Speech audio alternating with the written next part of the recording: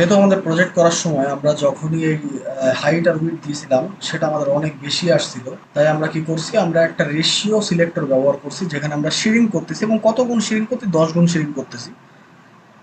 তো এটা 192/180 বলছে, তো আমরা সেটাই করে দেবো। এখানে জাস্ট একটা জিরো কমাই দিই আর এখানেও একটা জিরো কমাই দিই। এবার দেখা যাক যে আমাদের কি অবস্থা হয়েছে এবং আমাদের এটা ঠিকঠাক আপাতত হয়েছে।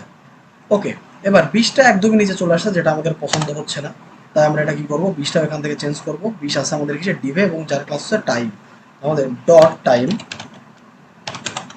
আর এখানে আমরা মার্জিন দিয়ে দেবো সিম্পলি, কত পিক্সেল দেওয়া যায়, 10 পিক্সেল। আর আমাদের এটা নিচে চলে আসছে।